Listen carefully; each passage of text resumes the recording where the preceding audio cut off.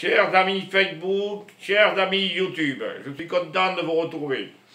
Voilà, je vais vous raconter une histoire magnifique, parce qu'en fait, dans ma vie spirituelle, j'ai reçu des enseignements de maîtres spirituels, j'ai lu des livres de spiritualité, j'ai vu des lamas, des prêtres orthodoxes, chrétiens, catholiques, tout ce qu'on veut, je suis allé à l'Israël, voilà. Mais en fait, c'est la vie qui m'enseigne.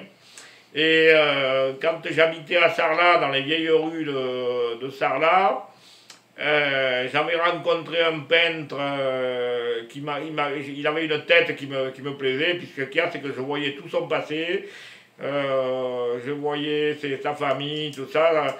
Je l'avais hébergé chez moi, c'était un alcoolique fini, il buvait 82 000 de bière par jour. Et un jour, je lui dis, mais tu bois pas 82 000 de bière par jour? Ah, mais il dit, non, moi je m'arrête à 80. Je l'avais accompagné dans les bars, j'avais compté les demi, et effectivement, il buvait 82 000 de bière par jour. Et il était venu chez moi avec une petite valise, il me sort un bouquin de la valise un matin, et il me dit, tiens, c'est un livre pour toi, je te le donne.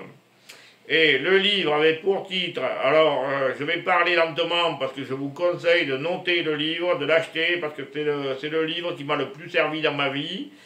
Et c'est un livre extraordinaire, assez conséquent. Alors l'auteur c'est P.D. Ouspensky. P.D. ça veut dire Pieter Desinovich, donc P.D. l'initiale. Ouspensky c'est O-U-S-P-E-N-S-K-Y. Et ça s'appelle Les fragments de l'enseignement inconnu. Je répète, les fragments de l'enseignement inconnu. Et vous le trouvez à la FNAC, livre facilement, un peu partout. Je crois que c'est publié chez Stock. Voilà. Et c'est un livre qui m'a servi parce que il y a des enseignements, on ne peut pas savoir d'où ils viennent.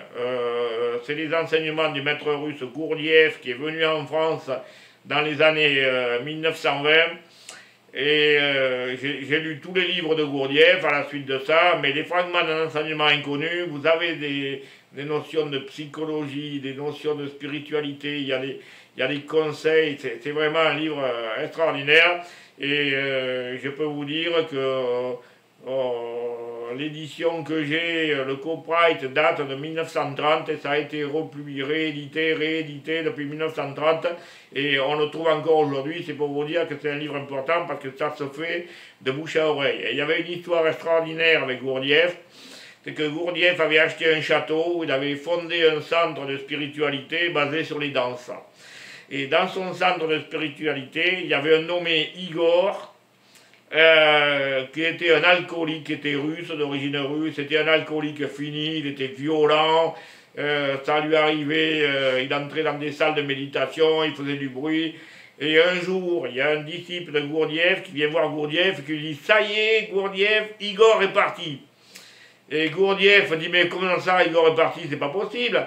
Et le disciple dit à Gurdjieff « Mais si, il a pris ce petit chemin, là, il est parti, il en avait marre du centre !» Et Gurdjieff part en courant sur le petit chemin. 2 heures après, il rentre avec Igor.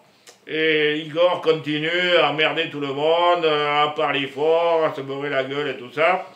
Et les disciples de Gurdjieff lui disent « Mais pourquoi tu es allé chercher Igor ?» Et Gurdjieff leur dit « Je suis revenu chercher Igor parce que je le paye pour être ici. » Voilà, et ça a été un des grands enseignements de ma vie, parce que partout où je vais, moi je parle fort, je mets la panique dans les gens. Quand il y a des gens qui méditent, il suffit que j'ouvre la parole, c'est terminé, c'est fini, ça les perturbe.